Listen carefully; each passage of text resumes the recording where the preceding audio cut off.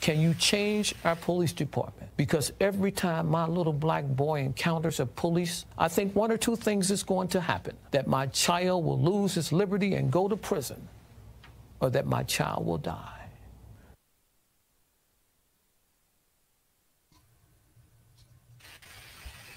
James Farr, live from Pasadena Media Studios. Get ready for more piercing and provocative. The Conversation Live starts now.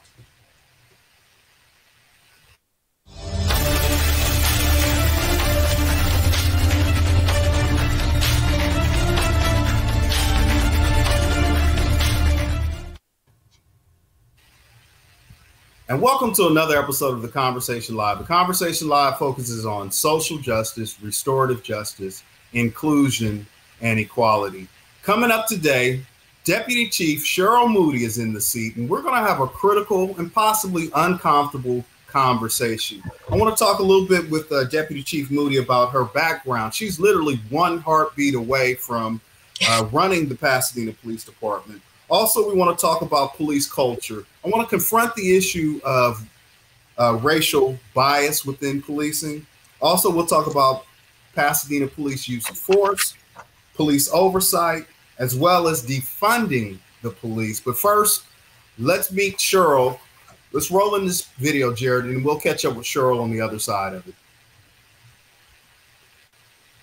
She's been breaking new ground her entire career, and now Deputy Chief Cheryl Moody's doing it again. She is now the first female member of the Pasadena PD's command staff. I was the first female sergeant to go to SWAT school in the history of the police department, and it was challenging physically, but mentally, I think it was mentally that helped me push forward. I've worked undercover, I've worked as prostitute, sting operations. So yeah, I've done a lot of those type things. No one will ever accuse Moody of being a pencil pusher, and she's hoping to share her experience with young people interested in police work, especially in the African American community. You could be black and blue.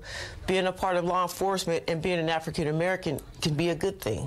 Moody is also leading the charge in where the department now focuses its resources. Times have changed. When I came in the 90s, we had the crack epidemic. So now we have a big homeless problem. So we have to shift our service to what the need is of the community. Times have changed, and so has the Pasadena PD. And Deputy Chief Cheryl Moody is leading the way. And welcome back, Deputy Chief Moody. How you doing today? I'm doing well, sir. How are you? You know, we're hanging in there. We're certainly in some different times. This is my first time having you on the Conversation Live. So I appreciate you making yourself available. You know, I had put a bolo out for you with Chief Perez. And so, first of all, congratulations. I know it has been some time since your appointment as Deputy Chief, but the first African-American and female to hold this position. What does that mean to you? Well, it means a huge responsibility. I mean, I'm excited. I'm excited to the fact that I have more of a voice in setting the standards and policies for the Pasadena Police Department. But, you know, I worked my way up here. I worked my way to this position. So it wasn't just handed to me. So I understand the hard work that it's going to take to really be effective in this position. But I'm excited about it. Good. Well, we're happy to have you. I mean, like I said, you're one heartbeat away from having to run this organization. And, you know, kind of as we saw in that earlier clip, you know, can the culture of policing change? And where do you see you playing a role in that? Because policing is changing, whether you like it, whether the public likes it, whether I like it, but it is changing. And I think I like that part of it. Where do you see yourself fitting in? Well, policing has changed since I came into this organization in 1993. So it's forever evolving. And unfortunately, many times it starts to change because of a negative incident that has happened in law enforcement, which wakes us all up to say, are we doing things that way? We need to correct that. But, you know, the Pasadena Police Department has been trying to get ahead of issues that we see may be coming our way, or particularly with uses of force. I know you know about the Baloo incident, Mm-hmm. We did make some changes as far as training after that occurred. So it's unfortunately sometimes we learn through our negative experiences, but we try to stay ahead of what's coming our way by staying in tune to what's happening nationally, staying in tune with post police officer standards and training, making the changes that we need to make before a negative incident does happen in our community or with our police department. Okay. Well, definitely, we could discuss Baloo a little bit later in the show, but when we look at this national lens of what we're currently at, I mean, as a mother of two young men, and when you saw the George Floyd murder, how did that impact you? What were your thoughts? When I saw that, in my opinion, the officer that was involved in the George Floyd incident, he stopped being a police officer after about minute one, right? He lost his humanity. He stopped, in my opinion, he stopped being a police officer. Mm-hmm. And he started being someone that was taking advantage of the situation. So, mm-hmm. Like I said, in my opinion, he stopped being a guardian of the community, which is what we are, mm-hmm. after about minute one, minute two. And I don't know what happened to his humanity to allow what he was doing to continue when he's hearing this George Floyd say he couldn't breathe, yelling for his mother. His humanity just was not there. Did you watch that video as a police officer, or did you see it as a mother of two African-American men? I saw it more so as a human being. Mm-hmm. I saw it as, of course I do consider my sons and what could happen to them out there when they come in contact with law enforcement. But for the most part, I've instructed them and trained them about how to deal with law enforcement. But as far as watching that, I saw that from just a human perspective of how can you do that? How can you punish? It didn't look like he was punishing George Floyd. Mm-hmm. How can you take the law into your own hands and punish someone like that to the point that they die? So when you're talking to your son, when you've had, what we know in community as the talk, and knowing your background, I mean, what were you telling your sons? What are you telling them now as it pertains to how they have contact with law enforcement? Well, when they were younger, particularly when they started driving, it was if you get pulled over, follow directions. Honestly, put your hands on the wheel. Don't go into the glove compartment. Answer the questions, yes or no, because that's not the time to make an argument.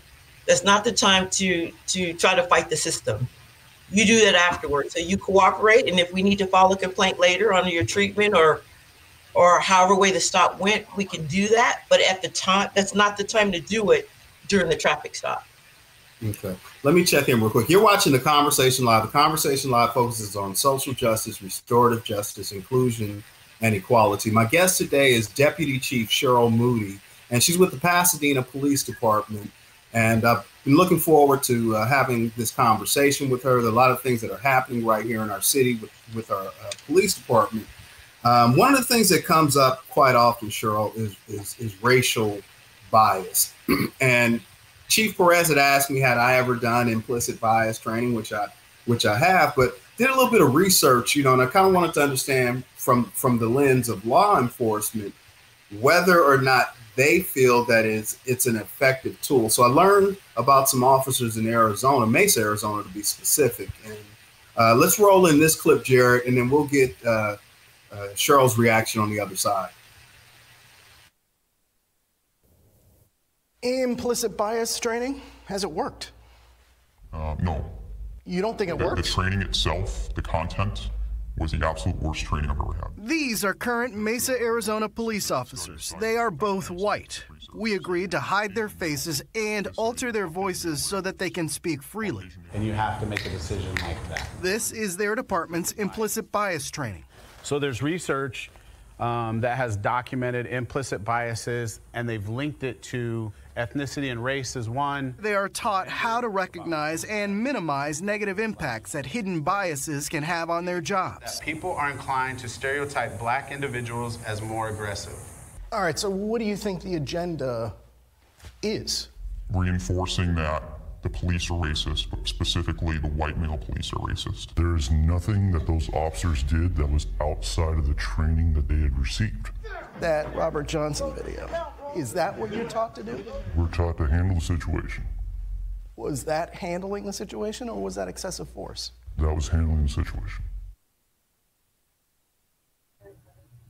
Well, welcome back. Cheryl, handle the situation and implicit bias training. First of all, I want to get your reaction. Do you feel it's working within the department, within Pasadena Police Department? I do believe it is working, but implicit bias training, because I've gone through the training a couple of years ago when we had it here at the police department, that training should be at the academy. It shouldn't be after the officer's been on the streets for 10 years, 15 years. Because they've developed those biases. And like those officers from Arizona said, well, that's how we do things. But it should start at the onset of their careers when they're being trained. Show them, talk to them about biases, what things will look. When you get on the streets, this is what you may encounter. This is what you may hear from African Americans, and this is why they're saying that. Once an officer's been on the job for a while, it's a little harder to get them to understand that they have biases, because they feel like I'm just following the law. But so they're kind of missing out on that, how the person you're stopping feels about their contact with you. Mm-hmm. So, I mean, because racism is alive and well, it's a real thing. Is it more racism in the department that we're now calling an explicit bias, or you're there as a black woman, so I'm sure you've seen some things. So I want to say within the organization, we just had a meeting with a lot of our employees to talk about maybe racial issues. And what I found is that it's more inequities that people are feeling. Mm-hmm. And it's their own personal, I couldn't go to training, or I didn't get promoted. And it's not so much it's because I'm black or because this happened. It's more, why me? Why didn't it happen for me? So I like to say within the organization, people feel like the inequities are happening. Outside on the street, when the officers are outside, that's different. In my opinion, I don't know if it's so much racism as classism or status. Mm-hmm. So this is just my own thinking. You have these young officers, a lot of them who've gone to college, and they have, these squeaky clean records, and you bring them in and they're contacting people who maybe have not gone to college and don't have squeaky clean backgrounds. And then you see that divide. Mm-hmm. It's almost like the officers are saying, well, I went to college, I did this, why couldn't you? And so because you didn't now, and I have a gun and a badge, maybe I'm a little bit more authoritative, or I can take my constitutional rights to do what I need to do when I contact you, or I have the right to contact you because the Constitution says I have that right. But I think, it's less racism, I think, like I said, as opposed to maybe status. Well, you talk about the duality of being black and blue. And I mean, you can take the uniform off, but you can't take the other part off, right? Absolutely. And so how have you managed, over your career to find that balance, with working within community as well as within your law enforcement community? I think, what worked for me is I came into the police department. I was a little bit older.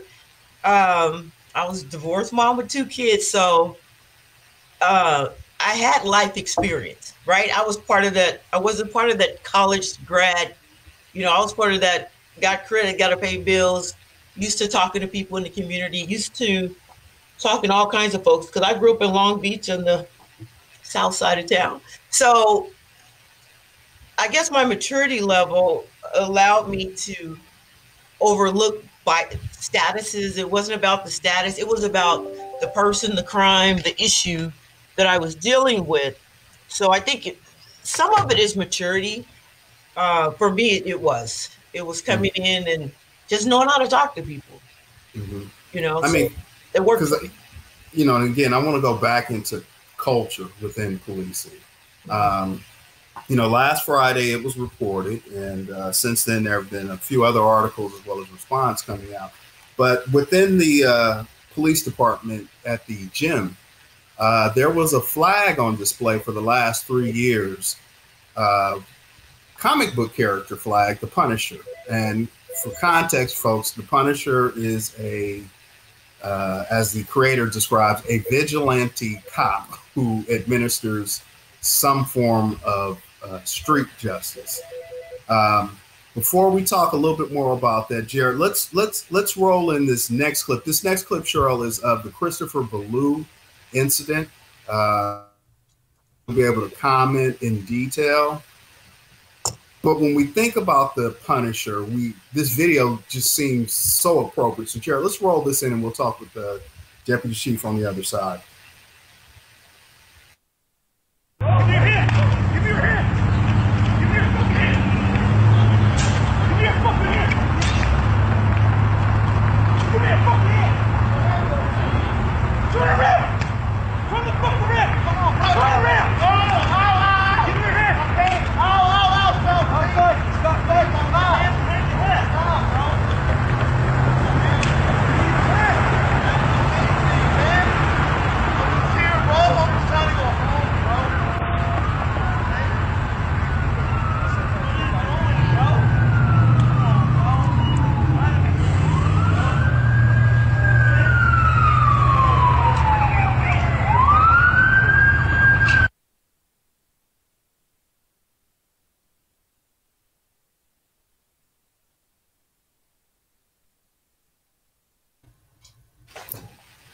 Welcome back. I mean, that's what the public is left with, you know, and then so when you match that up against the Punisher flag, how does that happen?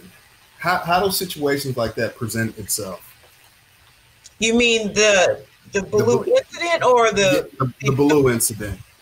Yeah, that hasn't been adjudicated, or we haven't had the administrative review on that case, so I can't talk about it too much. But I really, in my opinion, don't necessarily see the correlation between the Punisher and what happened in that incident. So I didn't see the series, The Punisher, but I saw the movie, and I know it's a vigilante guy who's not involved in law enforcement, who was trying to right wrongs, right, in his own way. And law enforcement had nothing to do with what he was doing. So I think with the flag being up in the gym, obviously I don't work out like shit, but with the flag being up, I think that was more of a misunderstanding, or even maybe some ignorance, ignorance to what it stood for to some people, because perception, one man's perception is another man's reality. So some officers may have had the perception that what you're saying, that it meant let's go out and punish people. Others maybe thought that it just means that we have to be strong. We have to right wrongs, but it doesn't say necessarily we have to break the law to do it. And I'm not saying that the Ballou case, the officers involved in Ballou were breaking the law. I just said I don't really see that it's a coalition. I mean, what is it? It's not the same. I got you. I mean, I don't believe it's one led to the other. I don't believe the flag led them to deal with Ballou the way they did. I really don't see the correlation. Okay. I mean, yeah, but it is difficult at best to watch. And again, we talk about perception, and that's another thing that law enforcement does have to be mindful of, right? We have to be mindful of how we're being perceived in the community, right? So the flag obviously was a bad perception, And once the chief was made aware of how it was being perceived, he made sure it came down right away. So well, I certainly think that was the right thing to do. We often hear a lot about the two cultures or two ideas of policing, one being guardians and then the others being warriors. That looked more like warrior behavior and less of guardian. How do you see the difference, and under your leadership, how are things, evolving under you and Chief Perez's leadership into that guardian? I think a lot of it has to do with currently we're doing a lot of immersive training. So whenever an officer now is, beginning with Chief Perez, whenever an officer now is involved in a use of force incident, there's a 30-day review done with the involved officers and a subject matter expert on force. And they look at the incident to see, so the officers can see themselves and to say, is there anything you could have done better? Or the SME will tell them, you should have used this technique. If the officer doesn't know, then the subject matter expert will tell that officer or correct that officer. And it seems to have worked. It's really dropped our use of force incidents more than by half, more than half. So I think it's the immersive training that's really working. And I think we're a lot more progressive than we were before. Our staff, our current staff, including the police chief, we're trying to instill that guardian mentality back, right? It's like what I tell people is that the community allows us to police this community, right? We're here because you allow us to be here. And so the community's, in my opinion, your perception is you will guard us, you will take care of us, you will protect us from the real bad guys, or the real violent criminals. And so, in my opinion, that's what I try to push that down to the line level. I do it through our leadership meetings. I do it through the lieutenants who push it down to those in their charge. But yes, I mean, and I can appreciate that effort to push that message down line, but we still see instances where members of the community are curbed on traffic stops. That's very dehumanizing. So, one of the things that when I let some folks know that we're going to be talking, I said I was going to ask, is that a practice that will continue or has it been ordered to stop? It hasn't been ordered to stop. There's two thoughts on the curbing. One is, if an officer feels uncomfortable once they pull someone out of a car, or it's going to be an extensive, say, detention, say the officer is going to search the car, they should ask the person that's being detained, do you want to sit in the back of the police car where we're both safe, you're safe, I'm safe, or do you want to sit here on the curb, which puts them at a little bit more vulnerable position if the officer feels like there could be a fight or it just takes the subject off guard and he's less likely to fight or flight. And so that's one of the reasons for doing that, either put him on the curb or sit him in the back of the police car. A lot of times, from what I hear, if they ask the question, a lot of times the subject said, I'd rather sit on the curb. I don't want to sit in the back of that police car, right? But then for me, I've had my sons pulled out of the car and sat on the curb. And I got a phone call from my son and said, Mom, they have me sitting on this curb. I was incensed, to be honest. So I do understand the feeling. I understand the perception. And that's something I talked to the chief about it. And that's something we're looking into. Because what's important, I think, for us guarding this community is that we have good dialogue, good communication. And if the community's saying, listen, we don't like this, we don't like the perception, is there something else you can do besides sitting people on the curb? Then we need to try to figure that out. I know most in the community would not feel that there's a guardianship here. It's more of an occupation, kind of an occupying force. And, commonly when someone is stopped on a traffic stop and there's that contact, why is it that police ask, are you on parole or probation? I can't think of anything more offensive. I'm sorry. We just had that happen maybe 6 months ago, and it was brought to my attention. And I asked, and this was a training officer, a brand new officer. So I asked the field training officer, why would your trainee go up and ask this middle-aged woman if she was on probation or parole? And he said, that's what they're being taught in the academy. And I said, are you kidding me? He said, no, they're teaching a lot of academies are teaching these recruits to ask that question. And the question primarily is asked to be able to get into the car so they can search it. Because if you're on probation or parole or probation with search and seizure, you can get them out of the car and search it. But, right. But are they asking that in Linda Vista? And I'm not trying to racialize the conversation, but I'm just calling it what it is. I mean, it's a white woman driving a Subaru in Linda Vista or BMW. Is she asked, is she on parole or probation? I asked the same question. Mm-hmm. I asked the training officer the same question. Is he doing this on every stop? What's his response? On particular stops.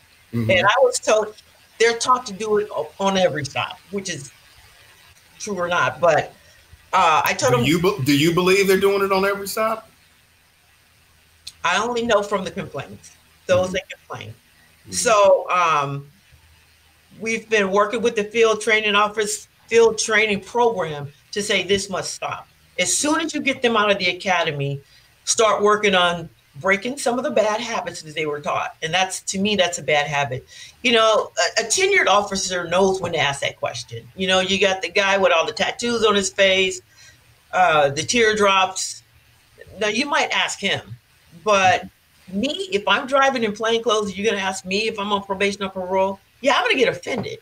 Mm-hmm. I would get offended by that question. I would ask him, why are you asking me that? Mm-hmm. So I get it. And those were the complaints that I received. It was like, why are they asking me this question? And so, like I said, we went down to the field training program and said, why are they asking people this question? It needs to stop. Right. They need to have articulable reasons for asking that question. So we're really working on that. We do understand change is needed. We do. And that's one of those things we can try to get ahead of before it becomes a national issue. If it's something we can fix here in Pasadena, let's do it. Let me check in, Cheryl. You're watching The Conversation Live. The Conversation Live focuses on social justice, restorative justice, inclusion, and equality. My guest today is Deputy Chief Cheryl Moody, and she's with Pasadena Police Department. And we've had a critical and uncomfortable conversation. We're talking about racial biases within policing. We've looked into her background and how she ascended to being the first African-American female deputy chief in the department's over 100-year history. Discussed a little bit about police use of force. Oversight is the topic, and defunding the police is a very hot topic right now. And so I want to get Cheryl's reaction to defunding the police and some police oversight issues. Let's first roll in this clip, Jared, and then we'll catch up with Cheryl on the other side. If you have been attending or watching the last couple of weeks of protests sparked by the death of George Floyd, you may have noticed something. Defund the police! Defund the police! This system of policing has got to go. First, when people hear the phrase defund the police, the first thing that they need to know is that this isn't new. This isn't something that people have just started talking about in the last couple of weeks. I think a lot of protesters, they're getting a taste in the last week or so of the sort of violence, the willingness to arrest for any reason and no reason at all. And Black communities are saying, welcome to our lives. This is what we've been experiencing for ages. A lot of this is baked into decades, if not centuries, of this kind of warrior style training. Although defunding the police seems like a pretty straightforward concept, there's still a spectrum of thought around it. On one end, you have groups that want to defund the police and eventually abolish police departments entirely. And then on the other end, there's people that want to simply cut some money from police budgets and scale back their activities. Regardless, the basic concept is this. Money should be taken away from police departments and reinvested in social services like education, housing, mental health, and alternatives to policing. And that idea has already started to become a reality in. And welcome back. Cheryl, defunding the police, I mean, what are your thoughts about that? You know, I'm all for, I know we can reimagine how we police this community. We can all put our heads together and say, if we needed to shift funds or move funds, how do we better serve this community without necessarily defunding? Because if you look at it, what's going to be defunded? Are you going to defund the Police Activities League? Are you going to take more cops off the street? How is that going to look? I think, yeah, we should look at different forms of policing. I hear about sending social workers out to particular calls like domestic violence. The problem with that is a lot of these calls, even with the mentally ill, they can turn sideways very quickly. And it'll just end up with them having to call the police. Some of them, some cases, but there are certain things we can do to, like I said, reimagine how we police the department, the city.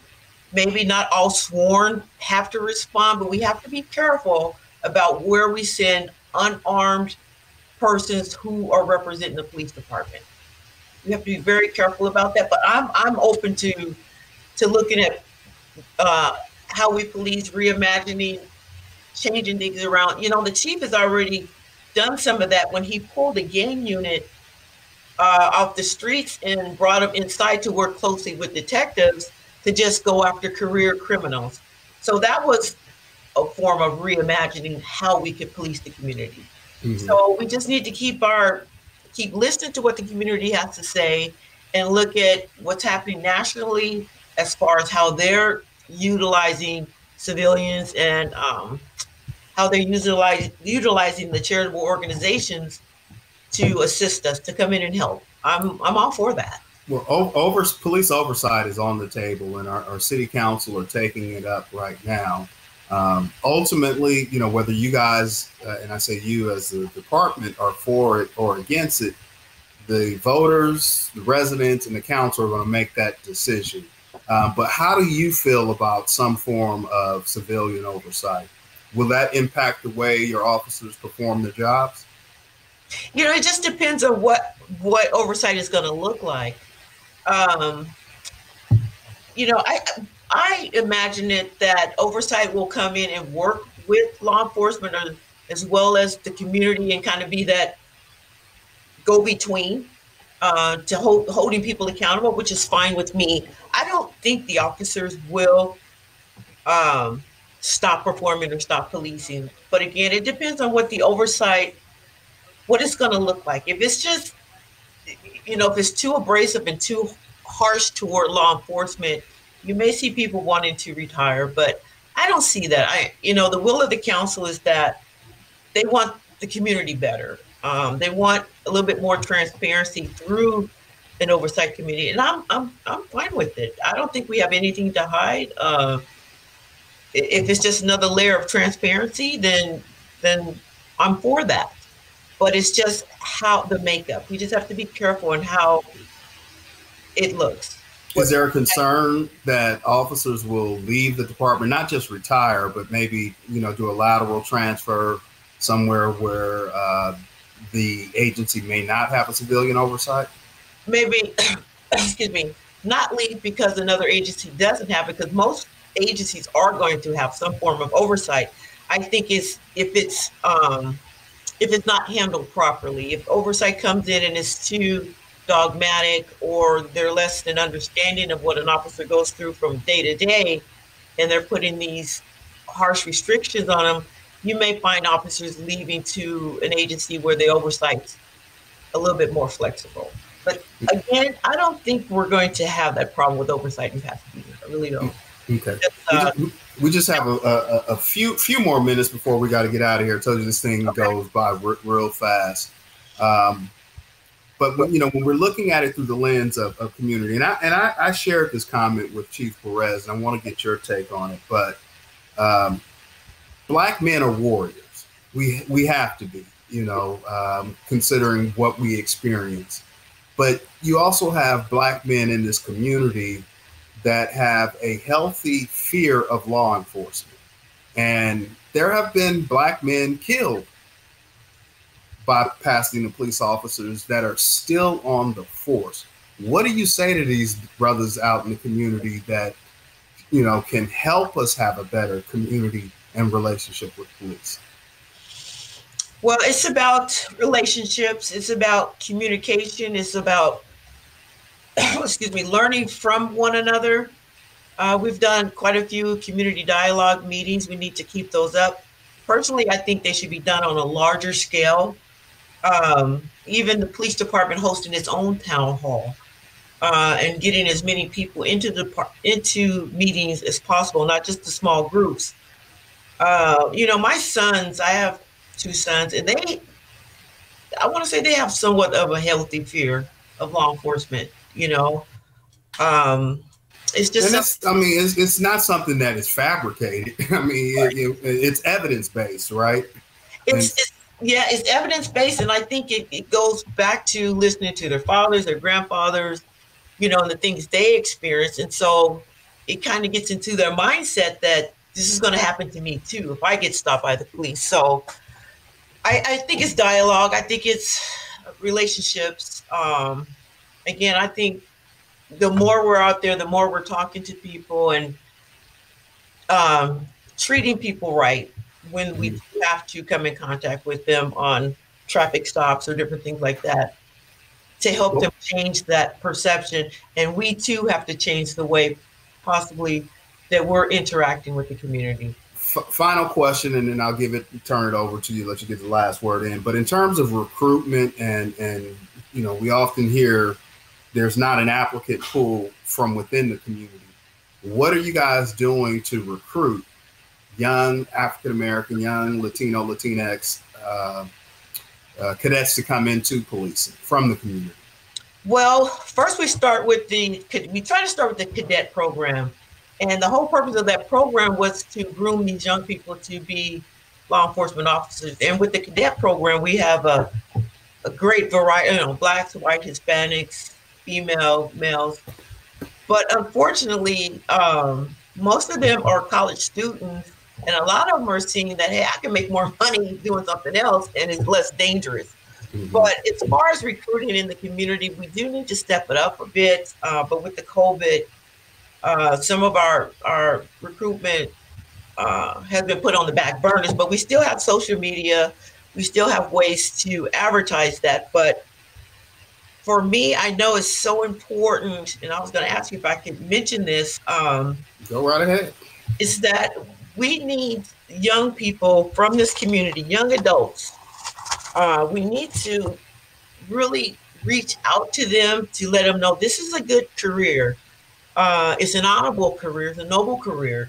And I know a lot of the young people, the ones that have peacefully marched here in Pasadena, what they're saying is they want change. They want change with the police department. They want change with how we relate with the community. And the best way to make change, in my opinion, is from the inside.